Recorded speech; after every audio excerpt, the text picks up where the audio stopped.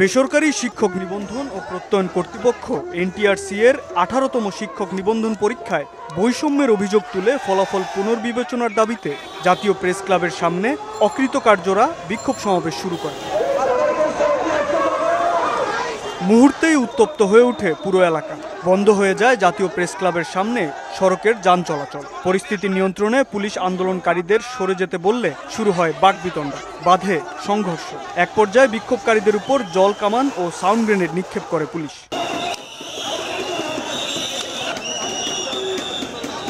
এ সময় ছত্রভঙ্গ হয়ে যান আন্দোলনকারীরা। খণ্ড খণ্ডভাবে ভিড় করতে থাকেন প্রেস ক্লাবের সামনে। আন্দোলনকারীদের দাবি 15, 16, 17তম নিয়োগ পরীক্ষার তুলনায় 18তম নিয়োগ পরীক্ষায় কম উত্তীর্ণ করা হয়েছে।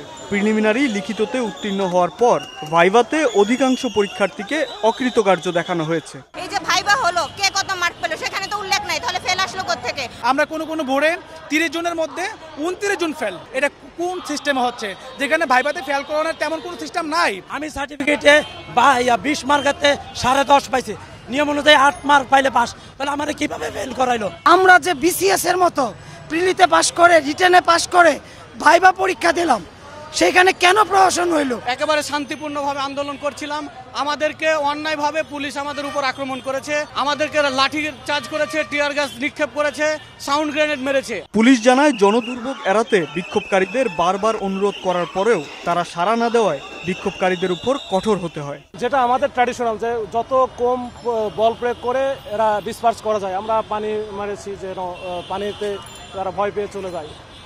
এরপরে আমরা আরেকটু প্যানিক সৃষ্টি করার জন্য, যে যেন আমাদের গায়ে হাত না দেওয়া লাগে, সেক্ষেত্রে আমরা সাউন্ড গ্রেনেড মেরেছি।